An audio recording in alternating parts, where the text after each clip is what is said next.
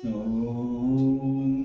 वर्णानामर्थसङ्गानां रसानां छन्दसामपि मङ्गलानां च कर्तारो वन्दे वाणी विनायको नारायणं नमस्कृत्य नरं चैव नरोत्तमं देवीं सरस्वतीं व्यासं ततो जयमुदीरयेत् गुरुर्ब्रह्मा गुरुर्विष्णु गुरुर्देवो महेश्वर गुरुर्साक्षात् परब्रह्म तस्मै श्री गुरुवे नमः।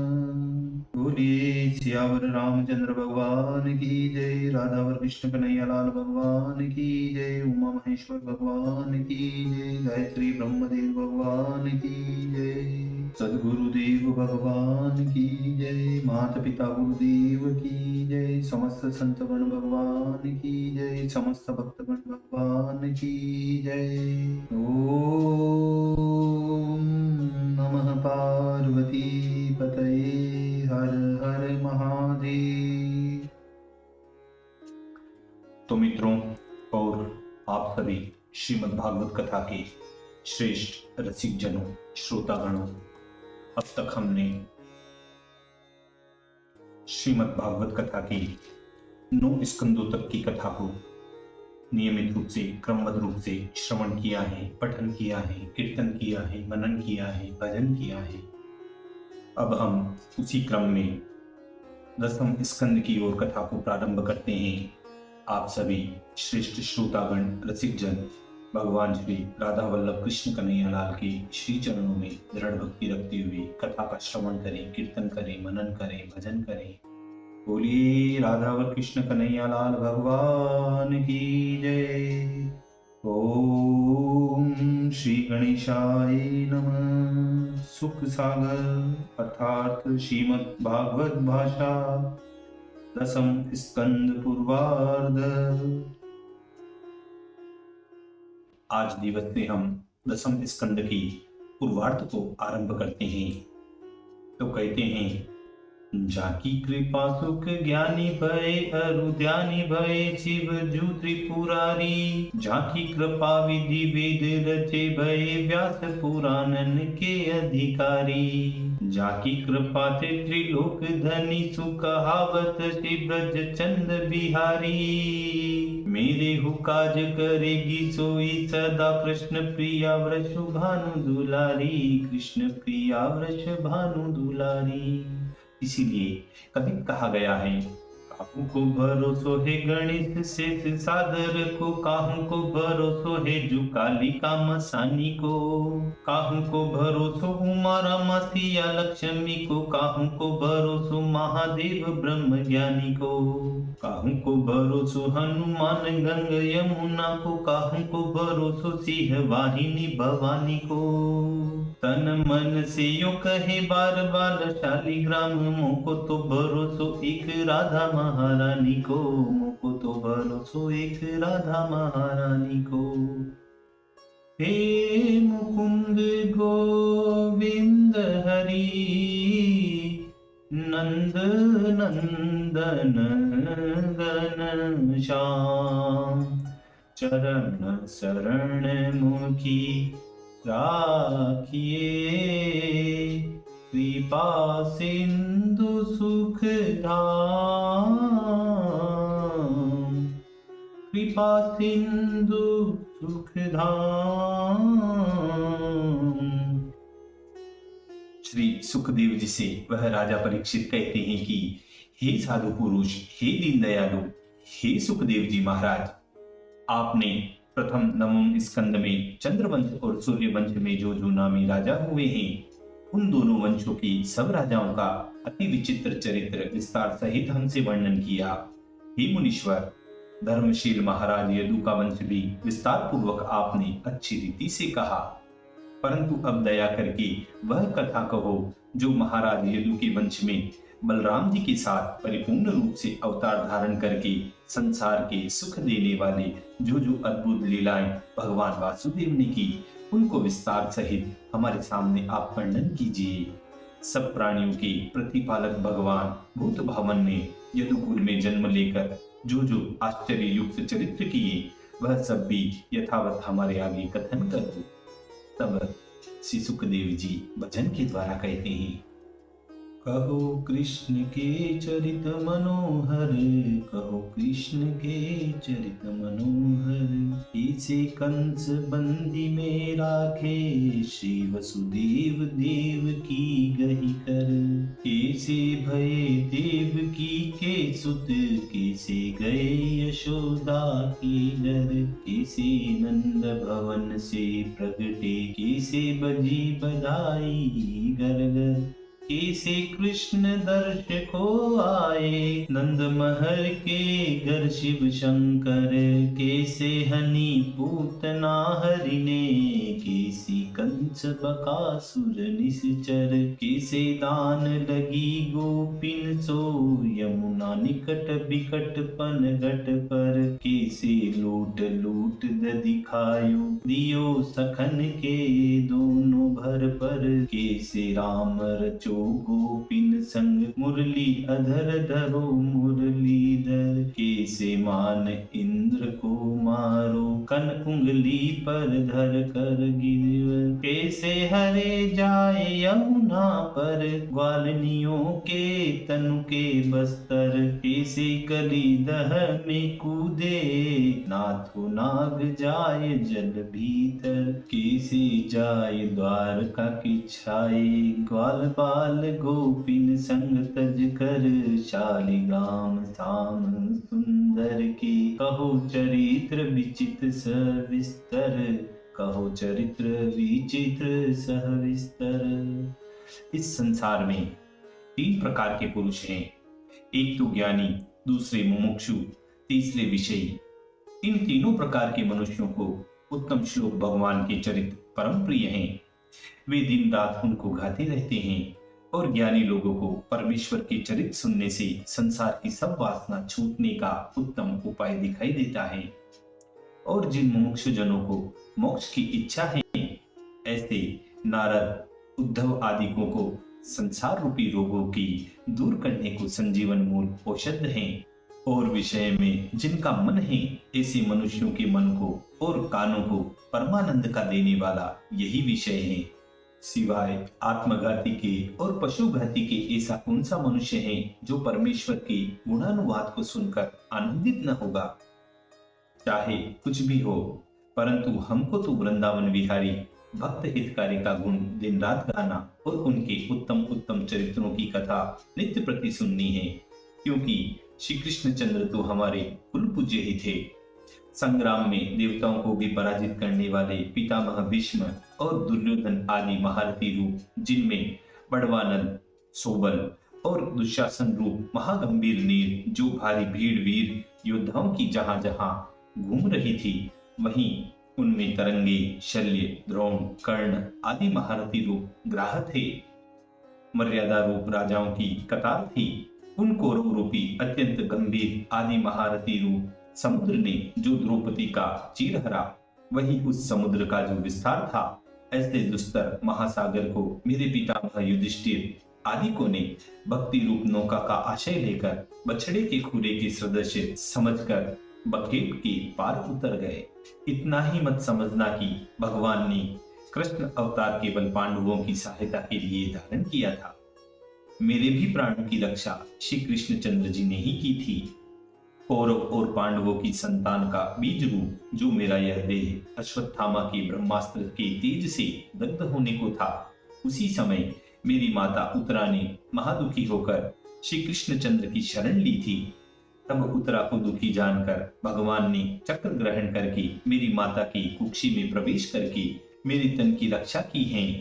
हे विद्वान, सब जगत की प्रकाश करने वाले प्राणियों में परम पुरुष, काल रूप संसार को मोक्ष देने वाले और उसी रूप से दुरात्मा लोगों को मृत्यु की देने वाले, जिन्होंने भक्तों के ऊपर दया करके नर शरीर धारण किया था, उन श्री कृष्णचंद्र की लीला हमारे आगे कहो।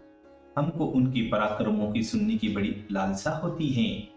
बलदेव संकर्षण को आपने पहले तो देवकी का पुत्र कहा था, अब दूसरी बार रोहिणी का पुत्र कहा। यह बड़े आश्चर्य की बात है कि 2 माताओं से एक पुत्र कैसे उत्पन्न हुआ। भक्त भगवान अपने माता पिता वसुदेव देवकी को छोड़कर ब्रज में नंद यशोदा के घर क्यों गए, और भक्त वत्सल भगवान श्री कृष्ण चंद्र ने अपनी जाति वालों को संग लेकर कहाँ निवास किया। गोप सखाओं के संग नंद कुमार भगवान ने ब्रज में नंद यशोदा के घर रहकर कौन कौन से उदार चरित्र किए, और मथुरा में जाकर अपने मामा कंस को अपने हाथ से कैसे मारा। मामा को मारना किसी प्रकार योग्य नहीं, फिर उसका वध उन भगवान ने क्यों किया। हे प्रभु, हे मुनिराज, मनुष्य देह धारण करके भगवान वासुदेव ने यादवों के साथ मथुरापुरी में कितने दिन तक वास किया, और श्री कृष्ण महाराज की कितनी स्त्रियां थी। हे सर्वज्ञ, जो प्रथम मैंने आपसे पूछा है उसके सिवाय और जो कुछ चरित्र मेरे पूछने से शेष रह गए हैं, उन सबको मेरे सामने आप वर्णन करिए, क्योंकि मेरा चित्त श्री कृष्ण के गुणानुवाद के सुनने को अधिक चाहता है और इस विषय में मेरी बड़ी श्रद्धा है।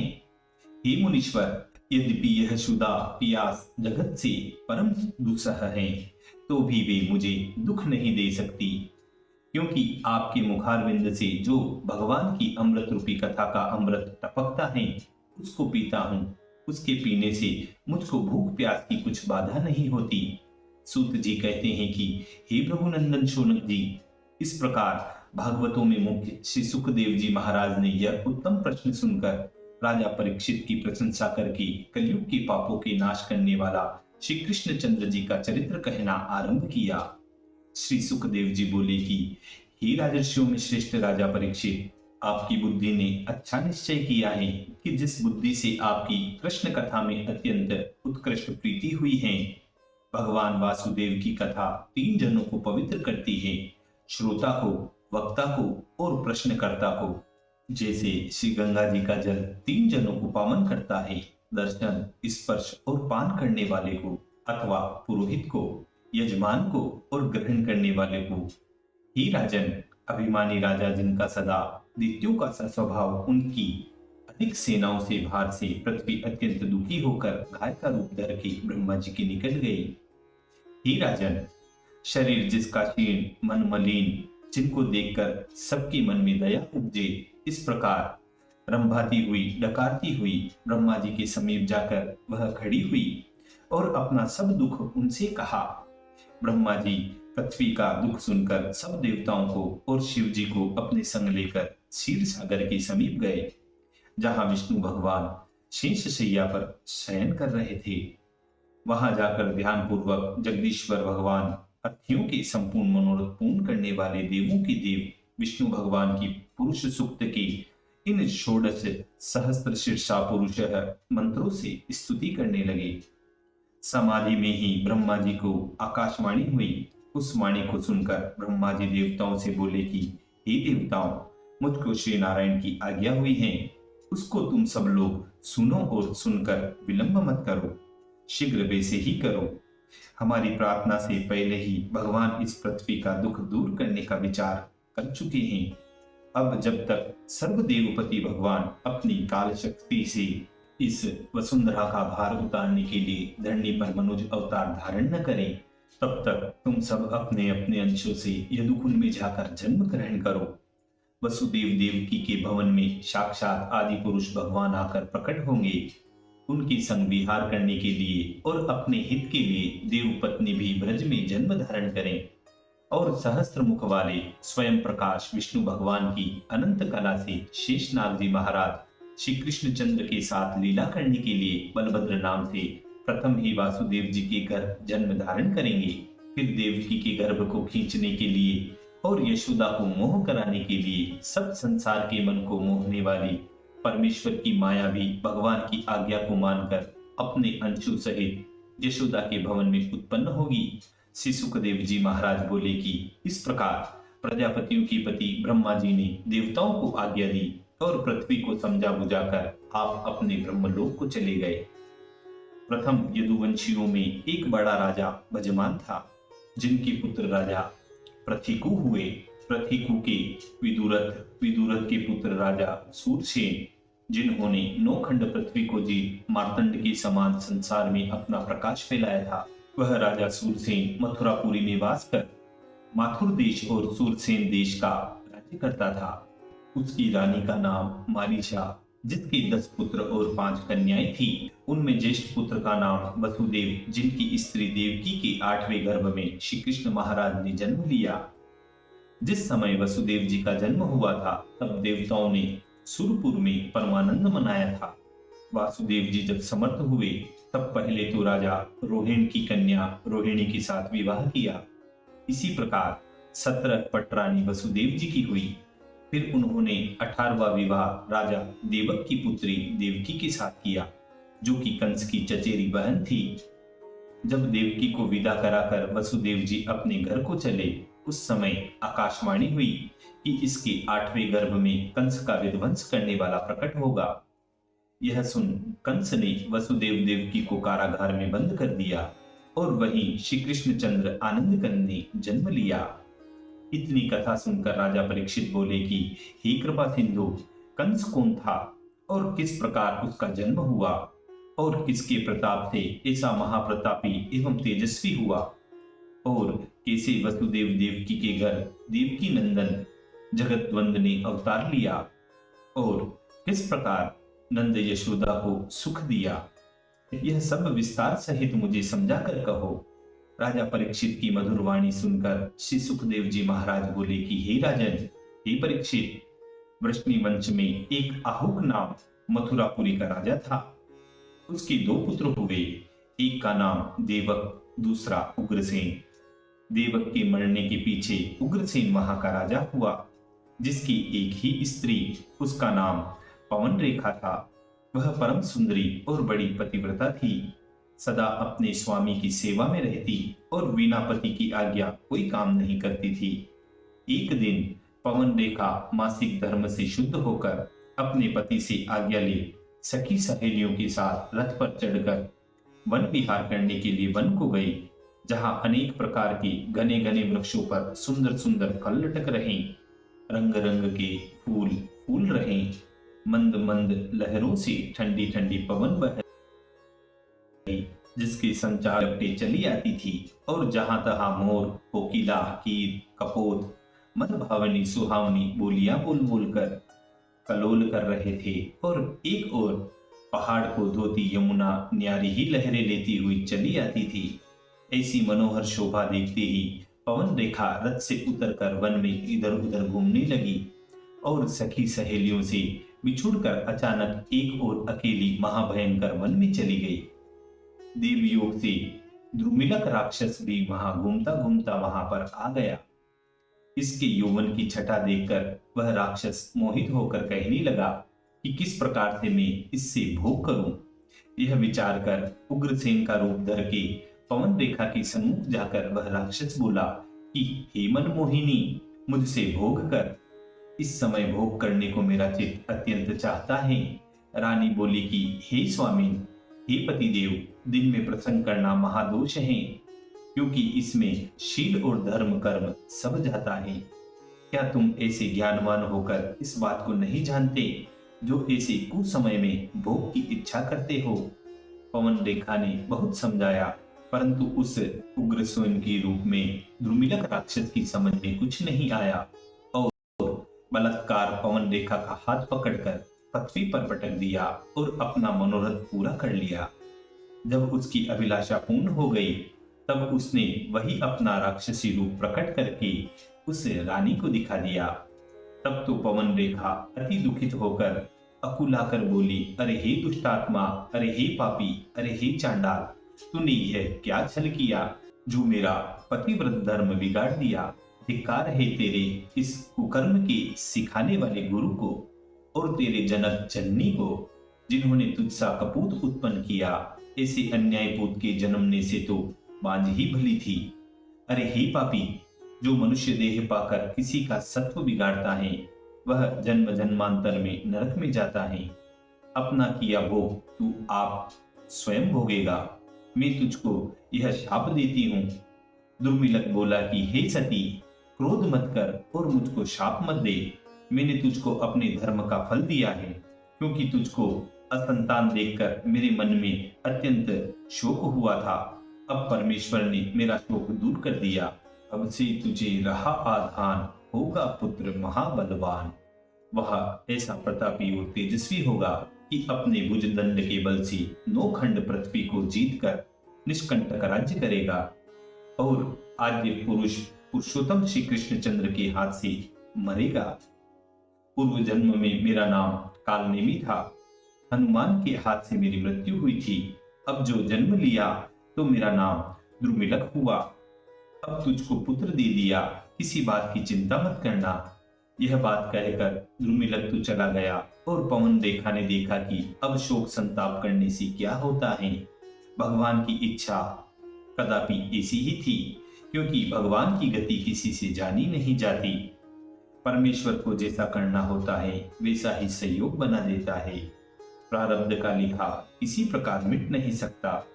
शायद मेरे प्रारब्ध में ऐसा ही लिखा था। ऐसा विचार करके अपने मन में धैर्य धारण करके आगे को चली तो देखा कि सखियां खड़ी हैं। पवन रेखा को देखकर वह सखियां पूछने लगी कि हे प्यारी, इतनी देर तुम कहाँ थी और तुम्हारी क्या गति हो गई? हृदय धधकता है, शरीर कांपता है, श्रृंगार तुम्हारा बिगड़ गया है, मुख पीला पड़ रहा है। पवन रेखा बोली, जब तुमने मुझे अकेली वन में छोड़ दी तब मैं भूली भटकी रोती फिरती थी। इतने में एक बंदर कहीं से आ गया और उसने मुझको देखकर मुंह फैलाया और मेरी ओर को देखकर घूरने लगा। उसके डर से मैं बेसुध होकर पृथ्वी पर गिर गई। जब वह चला गया तो मैं इधर को भागी। अभी तक मेरा कलेजा धक धक करता है और इससे मेरा शरीर पीला पड़ रहा है। यह बात सुनकर सबकी सब सखियां हचकी सी रह गई और घबरा कर बोली, अरे हे रानी, शीघ्र चलो। यह कहकर रानी को रथ पर चढ़ाकर वह सब सखियां उनको राजभवन में ले आई। जब 10 महीने व्यतीत हो गए तो एक लड़का उत्पन्न हुआ। उस समय ऐसी महाप्रलय काल की सी भयंकर आंधी आई कि 10 दिशाओं में अंधियारा छा गया। लाखों वृक्ष जड़ से उखड़ उखड़ कर कोसों तक उड़ते चले गए। दिन में रात हो गई, तारे टूट टूट कर पृथ्वी पर गिरने लगे, भूमंडल डगमगाने लगा, घूम कुलमुलाने लगे, बादल गरजने लगे, बिजली तड़कने लगी। इस प्रकार मारुसुदी 13 बृहस्पति के दिन रानी के पुत्र हुआ और जब शांति हुई तब राजा उग्रसेन ने अति प्रसन्न होकर सब नगर के मंगल मुखियों को बुलवाकर मंगलाचरण कराकर याचकों को इतना धन दिया कि उनको अयाचक कर दिया। फिर ब्राह्मण और ज्योतिषियों को बुलाकर अत्यंत आदर सत्कार से उनको ऊंचे आसन पर बिठाया। तब सब पंडितों ने अपने अपने पुस्तक पन्ने खोलकर मुहूर्त विचार कर लग्न साथ कुंडली बनाकर कहा कि हे पृथ्वीनाथ, मृगशिरा नक्षत्र के तीसरे चरण में राजकुमार का जन्म हुआ है, इसलिए बालक का नाम कंस रखना चाहिए। और इसकी जन्म कुंडली खींच कर देखी तो मेष लग्न है, दूसरे स्थान में बृहस्पति, तीसरे घर में चंद्रमा और राहु, 7वें में शनिचर, 9वें स्थान में बुध और केतु, 10वें में राजभवन और पिता के घर में मंगल, शुक्र और सूर्य हैं। बहुत अच्छे ग्रह पड़े हैं। यह लड़का आपके वंश में ऐसा बलवान होगा और तेजस्वी होगा कि सब पृथ्वी के राक्षस इसके अधीन रहेंगे और साधु संत हरि भक्तों को अधिक दुख देगा और देवताओं को होम यज्ञ पूजा तप नहीं करने देगा। आपका राज्य छीन तुमको अपने अधीन रखेगा और प्रजा लोगों को सदा सताता रहेगा। जब इसके अधर्म करने से संसार में हाहाकार मचेगा और पृथ्वी महादुख मानकर पुकार करेगी तो हे नाथ, यह महापाप का भार मुझसे नहीं सहा जाता। तब वसुधा की पुकार सुनकर विष्णु भगवान अवतार लेकर इसको अपने हाथों से मारेंगे। ब्राह्मणों का यह वचन सुनकर राजा उग्रसेन पहले तो अपने मन में बहुत दुखी हुए, फिर कहने लगे कि हरि इच्छा बलवती है, इसमें किसी का क्या वश है। यह समझकर ज्योतिषियों को द्रव्य और वस्त्र आभूषण देकर विदा किया और कंस दिन प्रतिदिन बढ़ने लगा। जब 5 वर्ष का हुआ तब नगर वासियों के बालकों को अनेक प्रकार के वह दुख देने लगा और छोटे छोटे बालकों को पकड़कर वन में ले जाता था और उनको मार मार कर उनकी लाशें पर्वतों की गुफाओं में डाल आता था। और जो बड़े बड़े लड़के मिल जाते उनको वृक्षों में रस्सी डाल डाल कर फांसी दे देता। इस भय से सब अपने बालकों को दूराते छिपाते रहे और घर से बाहर नहीं निकलने देते थे कि कंस अन्यायी कहीं इनको पकड़ कर न ले जाए। यह दुष्ट कंस राजा उग्रसेन का बिंदु नहीं है। किसी दुष्ट राक्षस ने हमारे सताने को इस भोले भाले साधु पुण्यात्मा राजा के घर में आकर जन्म लिया है। ऐसा विचार करके सब प्रजा ने मिलकर राजा उग्रसेन से निवेदन किया कि हे नाथ, यह कंस हमको रहने नहीं देता, हमारे बालकों को मार मार कर यमुना में बहा देता है। आपके सिवाय अब हम किसकी शरण लें? प्रजा का दुख सुनकर राजा उग्रसेन ने कंस को बुलाकर उनके सामने उसे बहुत बुरा भला कहा और समझाया, परंतु उस पापी चांडाल के चित्त में कुछ न समझा, वरन और दूना उन लोगों को सताने लगा। तब राजा मन में अत्यंत दुखी होकर कहने लगा कि हे पुत्र, तुझसे पुत्र होने से तो अपुत्र ही भला था। अरे हे दुष्टात्मा, तूने नहीं सुना कि जिसके घर में दुष्ट संतान उत्पन्न होती है उसका यश और धर्म एकाएक ही संसार में उड़ जाता है। परंतु वह नीच किसी की नहीं सुनता था। उग्रसेन अपने मन में अनेक प्रकार की चिंता करते रहते और कहते थे कि यह निर्लज उसी समय मर जाता तो इतना कलेश क्यों पाता। इसी भांति दिन रात राजा सोच सोच कर अपनी अवस्था व्यतीत करते थे, परंतु कंस पर कुछ बच नहीं चलता था। जब कंस 8 वर्ष का हुआ तब अकेला मगध देश पर चढ़ गया। वहां का राजा जरासंध बड़ा प्रतापी और बलवान था। उससे मल्लयुद्ध कर उसको परास्त किया। जरासंध ने कंस को बलवान जानकर अपनी दोनों पुत्री कंस को विवाह दी। जब दोनों स्त्रियों को लेकर आया तो पिता को सिर झुकाया और क्रोध करके बोला कि तुम नित्य प्रति क्या राम राम कहा करते हो। राम राम कहना छोड़ दो और महादेव का नाम सदा लिया करो, क्योंकि शिव ही सब कल्याणों की करता है और वे ही सबके मनोरथ पूरे करते हैं। इसीलिए यहाँ कवित कहा गया है, श्रेष्ठ गुण ज्ञान जाके कंठ वेद वाणी और भवन में भवानी सुख सम्मति रहा करे। कालकुट कंठ जाके चंद्रमा ललाट जाके वासुकी सोदास जाके दारुण दहा करे। 4 वेद बंदी जाके द्वारपाल नंदी गण वरुण कुबेर यमराज हूँ हाहा करे। जगत रिसाए यमराज की कहाँ बसाए, शंकर सहाय तो भयंकर कहाँ करे। शंकर सहाय तो भयंकर कहाँ करे। यह सुनकर उग्रसेन बोले कि हे पूत, हे कंस, आज तू हमारा नया गुरु शिक्षा देने वाला उत्पन्न हुआ। मेरे तो कर्ता और दुख हरता वही राम हैं। उनको छोड़कर इस अंधकारमय संसार से कैसे पार उतरूंगा। यह बात सुनकर कंस ने उग्रसेन से कहा, तो अब राम राम कहना नहीं छोड़ोगे। यह कहकर महाक्रोध कर उन उग्रसेन को वह कंस एक लात मारता है और राज सिंहासन से उग्रसेन को नीचे ढकेलकर उस पर स्वयं आप बैठ जाता है। सब नगर में यही डोंडी पिटवा दी कि कोई मनुष्य जब तब दान पुण्य यज्ञ होम न करे और राम का नाम न लेने पाए, और जो कोई मनुष्य हमारी आज्ञा न मानेगा उसको यथा योग्य दंड दिया जाएगा। फिर तो संसार से शुभ कर्मों का नाम ही उठ गया। गो ब्राह्मण हरि भक्त महादुख पाने लगे। जहां तहां अधर्म होने लगा। इस अत्याचार को पृथ्वी न सह सकी, बोझ की मारी दबने लगी। जब सब पृथ्वी के राजाओं को कंस ने जीत लिया, तब एक दिन अपना सब कटक लेकर बेखट के राजा इंद्र पर चढ़ गया। उस समय मंत्रियों ने कहा, हे महाराज, बिना 100 अश्वमेध यज्ञ किए इंद्रासन किसी प्रकार आपको नहीं मिल सकता। आप यहाँ अपने बल का अभिमान न कीजिए, क्योंकि बिना तप और यज्ञ किए इंद्रासन की इच्छा वृथा है। देखो, अभिमान ने रावण और कुंभकर्ण को कैसा खो दिया कि वंश नष्ट हो गया। इस प्रकार मंत्री रात दिन उस कंस को समझाते थे, परंतु वह अहंकारी दुराचारी किसी की न मानता था। सत्य है, जब दिन बुरे आते हैं तो वैसी ही बुद्धि हो जाती है। यदुपति सूरसेन पहले मथुरापुरी में बसता हुआ माथुर सूरसेन आदि देशों को भोगता रहा। यह मथुरापुरी सदा से यदुवंशियों की राजधानी थी और इसी मथुरापुरी में श्री कृष्ण भगवान सदा विराजमान रहते हैं।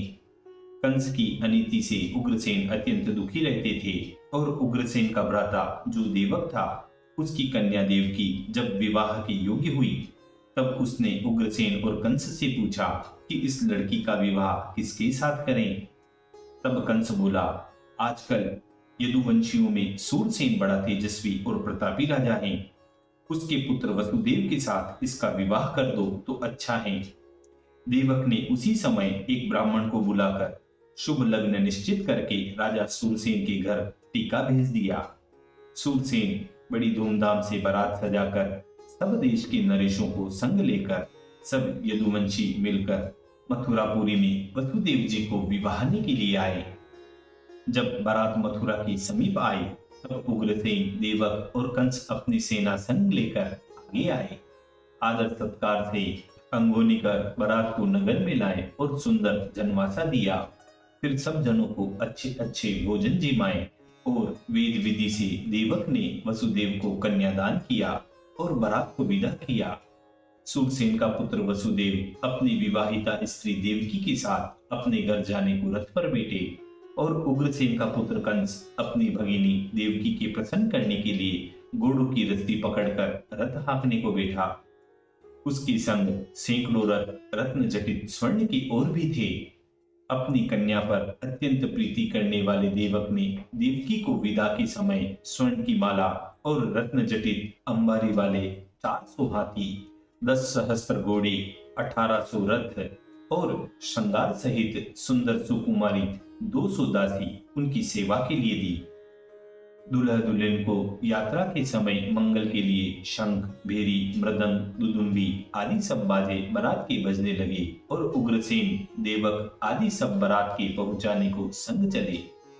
जब मथुरा से थोड़ी दूर बाहर बारात निकली और देवकी के रथ के घोड़े की बागडोर पकड़े जो कंस हाँक रहा था, उस समय कंस को आकाशवाणी हुई कि अरे हे मूर्ख, जिसको हर्ष सहित तू पहुंचाने जाता है, इसी देवकी के 8वें गर्भ से तेरे मारने वाला उत्पन्न होगा।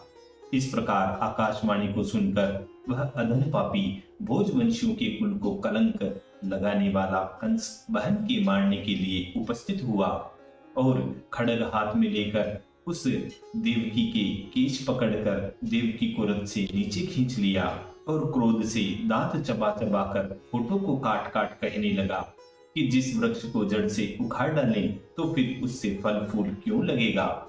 इसलिए इसी को न मार डालूं कि जिससे पुत्र होने का संशय ही न रह जाए, फिर निर्भय होकर अपना निष्कंटक राज्य करूंगा। यह गति देखकर उस निंदनीय कर्म करने वाले महामूर्ख निर्लज कंस को बड़े ऐश्वर्यवान वसुदेव जी स्तुति और युक्तियों से और करुणा भरे मधुर वचनों से उसको शांत करके बोले कि हे कंस, तुम बड़े शूरवीर और योद्धाओं में प्रशंसनीय, गुणज्ञ और भोजवंश का सुयश फैलाने वाले हो। देखो, इस समय एक तो विवाह का उत्साह, दूसरे यह साध्वी जाति स्त्री अबला है, तीसरे तुम्हारी प्यारी बहन है, फिर इस बिचारी दीन अबला को मारना कौन सा धर्म है। बलि कभी अबला पर हाथ नहीं डालते, क्योंकि स्त्रियों के मारने का शास्त्र में महापाप लिखा है।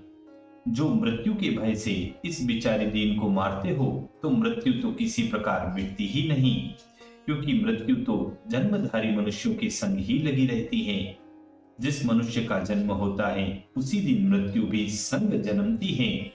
और जो अधिक जीवन के लिए इनको मारते हो तो आज अथवा 100 वर्ष के अनंतर देहधारी का मरण निसंदेह होगा और मनुष्य को उस समय पाप करना भी उचित है।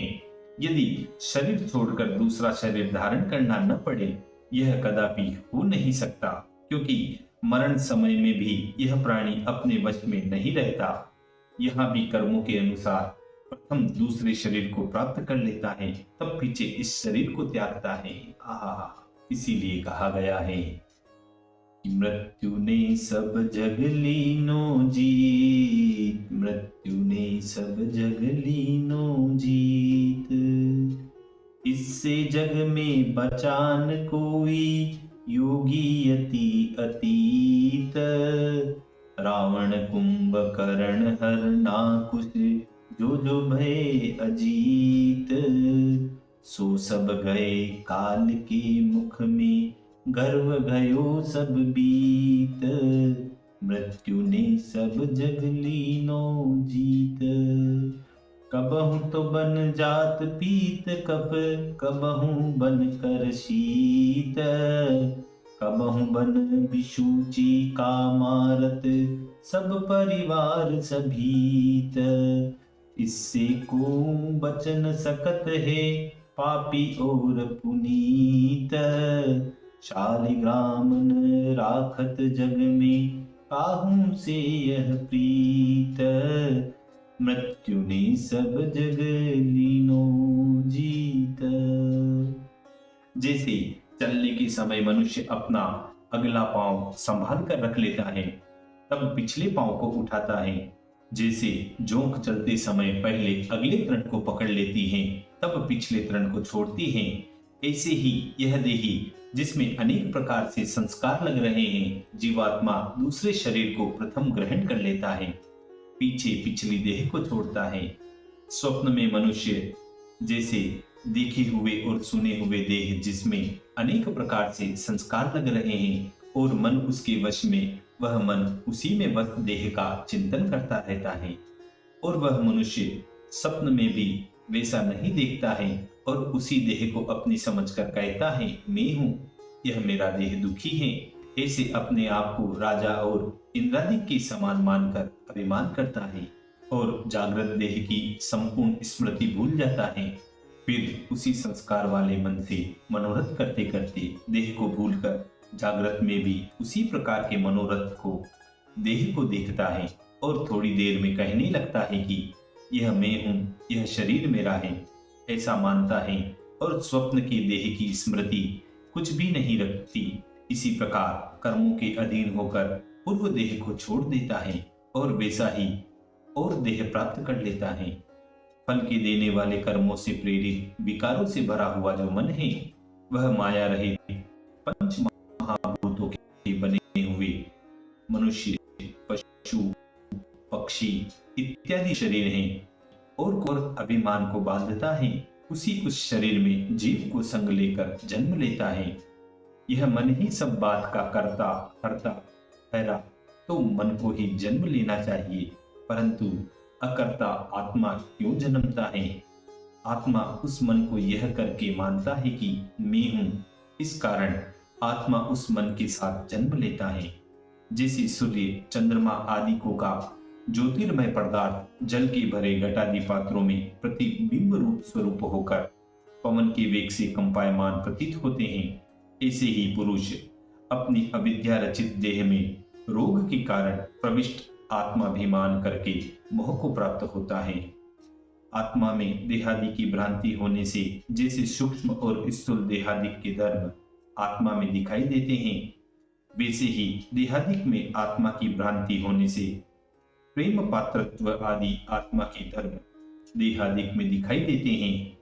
इसलिए इंद्र और गर्भादि के तनु में प्रीति समान होने से मृत्यु के बचने का प्रयत्न करना वृथा है। इसलिए अपने आत्मा का कल्याण करने वाले प्राणियों को चाहिए कि किसी से शत्रु भाव न रखें, क्योंकि शत्रुता करने वाले पुरुषों को दूर से शत्रु और यम से भी भय होता है। इसीलिए हे राजन, हे कंस, यह तुम्हारी छोटी बहन है और अभी बालक है, दीन है, अबला है। देखो, काठ की पुतली की नाई तुम्हारे आगे खड़ी है और तुमको परमेश्वर ने दीन हितकारी और स्वजन भयहारी बनाया है। यह मंगल रूपिणी आपके मारने योग्य नहीं है, क्योंकि दीन को और पराधीन को मारने का बड़ा दोष है। श्री सुखदेव जी बोले कि हे परीक्षित, ऐसे प्रिय वचन कहकर वसुदेव जी ने साम और भेद से समझाया, तो भी एक तो आप ही दुष्ट, दूसरे राक्षसों का साथी, तीसरे आकाशवाणी का भय। उस महाक्रूर कंस ने वसुदेव की बात एक भी न सुनी। वसुदेव जी ने समझाया कि यह हठीला अपनी हट को कभी नहीं छोड़ेगा। ऐसा विचार करके और देवकी की मृत्यु निकट आई जानकर समय बिताने के लिए अपने मन में वसुदेव जी ने यह विचार किया कि चतुर लोगों को उचित है कि जहां तक अपना बल, विद्या, बुद्धि पहुंचे, वहां तक मृत्यु दूर करने का उपाय करें। जब इतने प्रयत्नों से भी मृत्यु से न बचे तो फिर पुरुष का कुछ दोष नहीं। इसलिए इस मृत्यु रूप कंस को देवकी के जो पुत्र होंगे उनके देने का वचन देकर किसी प्रकार पहले तो इस दीन देवी के प्राण बचाऊं, कदाचित कोई कहे कि पुत्र दे के देवकी के प्राण बचाएं, यह तो बड़ी अनीति है नहीं। समय का टाल देना बड़े चतुरों का काम है। जब देवकी के पुत्र होगा उस समय देखा जाएगा। अभी तो किसी प्रकार यह जीती रहे। न जाने बालक के जन्म होने से पहले यह दुष्ट कंस ही मर जाए तो फिर कुछ किसी बात का खटका ही न रहेगा। कदाचित इसके पुत्र ही न हो तो, और जो पुत्र हो और कंस दया करके उसको न मारे तो अवश्य ही मेरा पुत्र कंस को मारेगा। और जो यह उल्टी बात न हो तो, और कोई कहे कि तुम्हारा पुत्र बालक इस तरुण कंस को कैसे मार सकता है, तो आप ही वासुदेव जी अपने वचन का समाधान करते हैं कि विधाता की गति किसी के जानने में नहीं आती। जो प्राणी मरने के योग्य हैं वे नहीं मरते, और जो मरने के योग्य नहीं वे मर जाते हैं। देखो, जब वन में आग लगती है तो जो वृक्ष जलने वाले नहीं वे समीप के बच जाते हैं, और जो जलने वाले दूर के होते हैं वे जल जाते हैं। जैसे गांव में अग्नि के पास के घर जलने से रह जाते हैं और दूर के जल जाते हैं। आहा, देखिए यहाँ इस बात पर एक दृष्टांत आता है। एक सेठ जी मंदिर में बैठे हनुमान जी की पूजा कर रहे थे। उसी नगर में आग लग गई और सैकड़ों घरों को फूंकती फूंकती सेठ जी के घर के निकट पहुंच गई। तब तो सब लोगों ने सेठ जी से जाकर कहा कि आग आपके घर के समीप आ गई है, शीघ्र पूजा छोड़कर चले आओ, कुएं से पानी के 10-20 घड़े भरकर रखो। जब घर पर आग आ गई तो पानी कहाँ? सेठ जी बोले कि जिसकी हम पूजा करते हैं क्या वह आग नहीं बुझा सकता, और वह हमारे घर को नहीं बचा सकता? हमको कुछ प्रयोजन नहीं। जिसका घर होगा वह आग बुझा लेगा। जब उसका नाम पवन पुत्र है तो क्या अपने पिता को नहीं समझा सकता? जिसके लिए हम बरसों से तन मन लगा रहे हैं, क्या वह एक घड़ी को भी हमारा काम नहीं कर सकता? मुझको पूर्ण विश्वास है कि वह हनुमान जी मेरा कार्य सिद्ध करेंगे। इसीलिए यहाँ एक बहुत सुंदर कविता लिखा गया है। लंका को जरायो और सीता को बचाए दियो, आंच नहीं आई विभीषण के मकान को। लगते ही शक्ति के लखन गिरे पृथ्वी पे, औषधि को भेजो राम वीर बलवान को। मिली ना संजीवनी तो पर्वत उठाए लियो, लखन जीवायो सिर नयो भगवान को।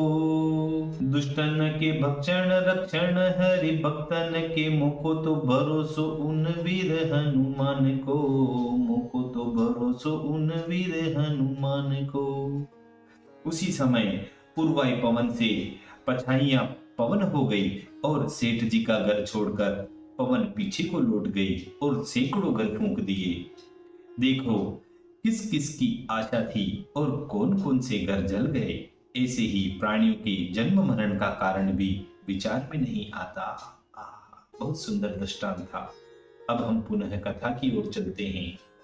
तो श्री सुखदेव जी बोले कि हे राजा परीक्षित, जहां तक अपनी बुद्धि पहुंची वहां तक वसुदेव जी ने विचार करके बड़े प्यार से कंस का आदर सत्कार किया। कंस को विश्वास दिखाने के लिए वसुदेव जी लोक रीति के सदस्य प्रफुल्लित मुख कमल से महाक्रूर निर्लज कंस के सामने मुस्कुराकर बोले, परंतु मन तो अत्यंत उनका दुखी हो रहा था। वसुदेव जी बोले कि हे सौम्य, हे कंस, जो भय आपके चित्त में आकाशवाणी ने उत्पन्न किया है वह भय तुम किंचित मात्र भी मन में मत लाओ, क्योंकि देवकी से आपको कुछ भय ही नहीं है। इसके पुत्रों से कुछ भय है, वह भय मैं आपका दूर किए देता हूँ कि पुत्र इसके होगा उसको मैं उसी समय आपको समर्पण कर दूंगा। श्री सुखदेव जी बोले कि हे राजन, वसुदेव जी के वचन को सत्य मानकर कंस ने अपनी बहन को मारने से छोड़ दिया और वसुदेव जी भी प्रसन्न होकर कंस की बढ़ाई करते बारात समेत देवती को लेकर अपने घर आए।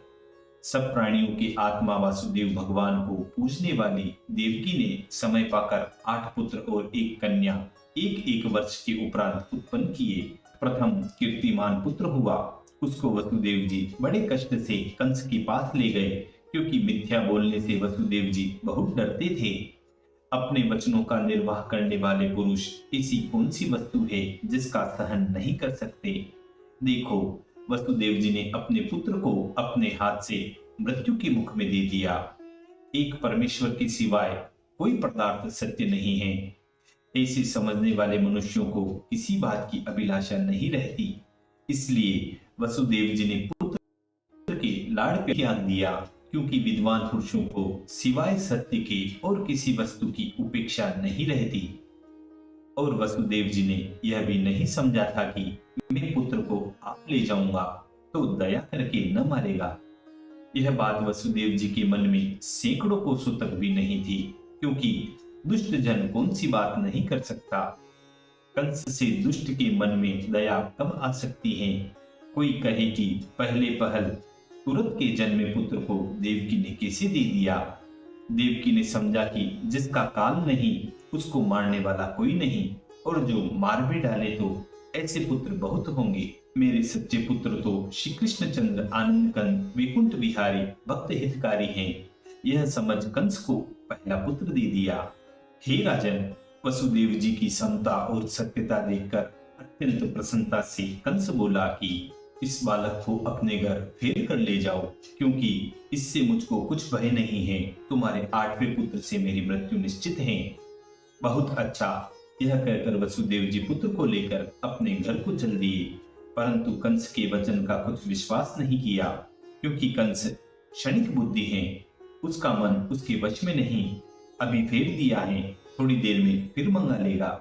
जब यह बात नारद जी ने सुनी कि वसुदेव जी का पुत्र कंस ने फेर दिया, उसी समय आकर वह नारद जी कंस से कहने लगे, ब्रज में नंद जी आदि से लेकर जो गोप ग्वाल हैं और वसुदेव जी आदि से लेकर वृष्णि यादव और देवकी आदि से लेकर यादवों की स्त्री, ये जो तुम्हारे समीपवर्ती हैं, हे कंस, यह वसुदेव जी में जाति बंधु सुत्रेद यह सब देवता ही आकर प्रकट हुए हैं।